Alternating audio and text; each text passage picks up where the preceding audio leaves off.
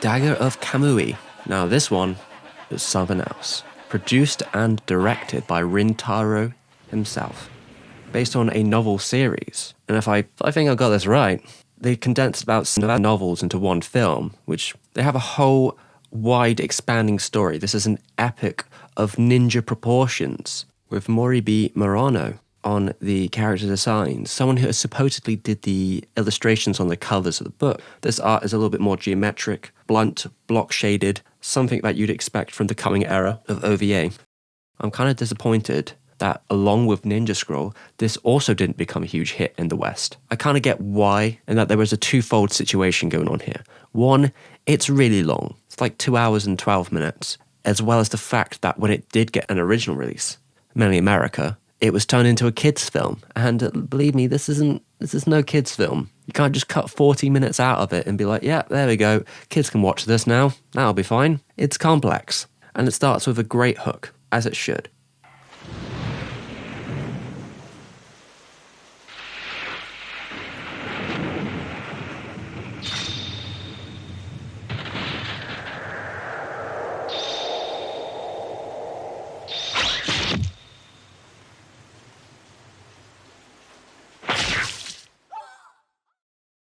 There's a lot of visual flair here, visual style. I hear this one took 7 years to make in its own little way. And you can tell. We don't waste any time. The boy, the main character, he's accused of the murder of a family that he didn't commit because of a prejudice against him for being a foundling, for his origins.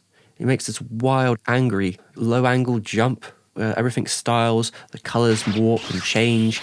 If I could describe this, I suppose it would pretty much be if you took that.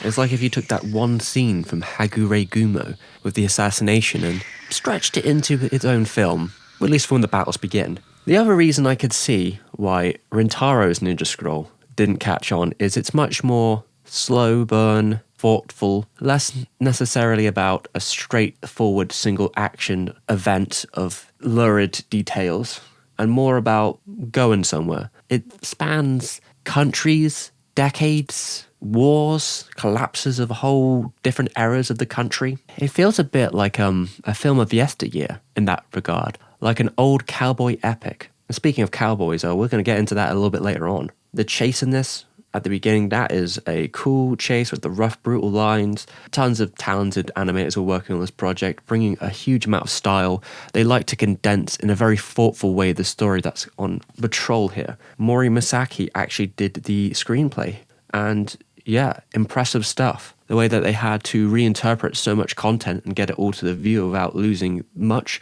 or condensing scenes in smart, artistical ways, turning it into a movie, good job. Not to mention, this has a unique OST. It's a mixture of sort of guitar music with a chanting Indonesian-style choir. Seeing them hit together is, let's just say it works really well. Think Akira. That kind of sentiment. Unorthodox music for a film that meshes better than you'd expect. And of course, there's a little bit of synthwave in there too.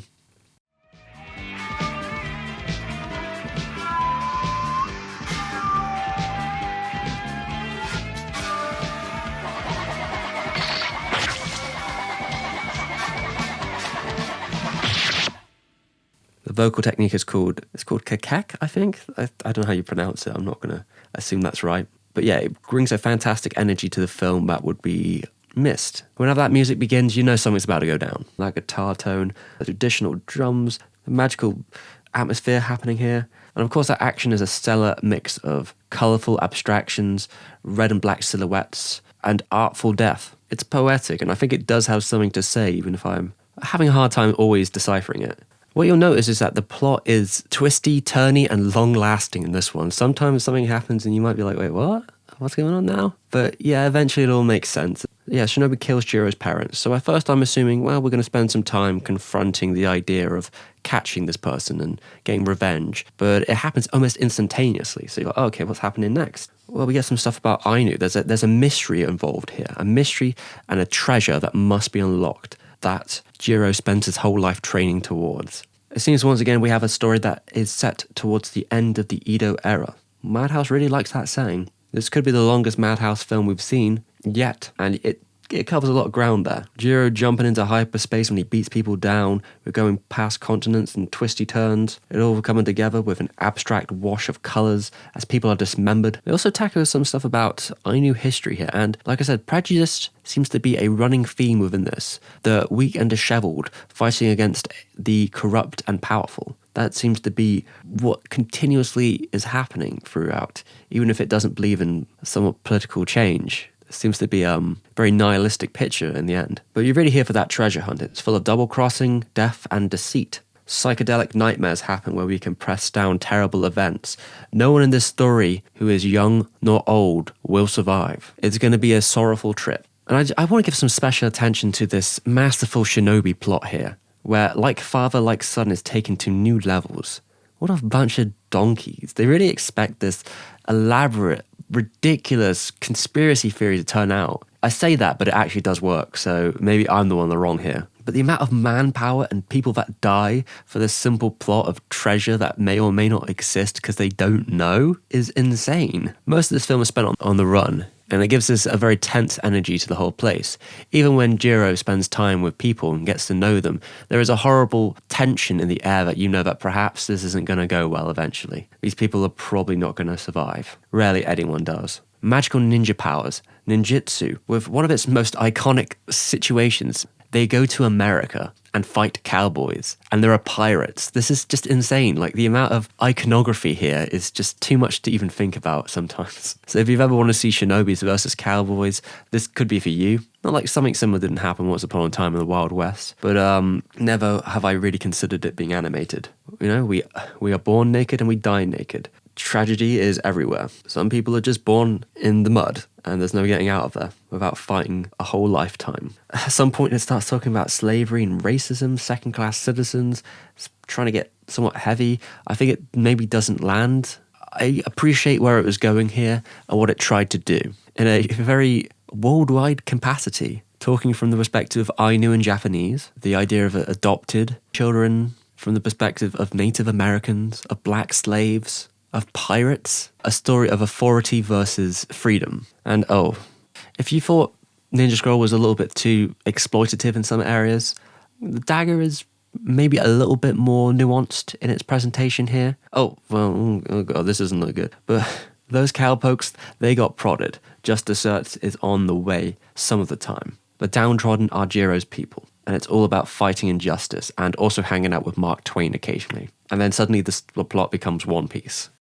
There's a ridiculous amount of twists in this film that keep it entertaining for its long run time, different locations, different eras, different stuff going on. It's a perilous journey that few will survive. Jiro is intense with his nihilism, let's put it this way. Saying towards the end of the Edo era, when confronted about fighting against the shogun to take down and to build a new era, the Meiji era, he pretty much bluntly says, all that will change is the leadership. Nothing's going to change for the people. I guess in a way he was right. The replacement of the shogun was just an imperialist empire. It's a beautiful shot film, tons of action, a little bit to say, and you're going to have fun along the way, even if you're going to be feeling the sadness from time to time. That final fight is pretty cool.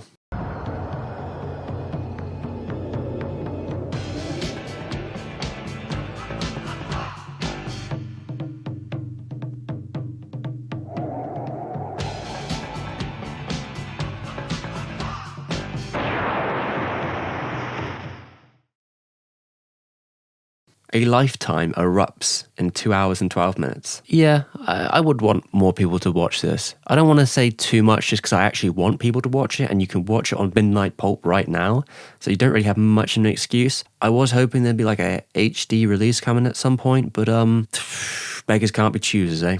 It's not the kind of story that ends with a happy ending, but an end nonetheless, even if it doesn't paint the future in the brightest note. It's like the anti-Hagure Gumo in that respect. Rintaro is like one of the best directors of all time. This is a visual treat. It's mainly a big epic film. Cowboys and ninjas, man. Cowboys and ninjas, that's all I can say. You want to see more? Support the Patreons. I'll see you again tomorrow.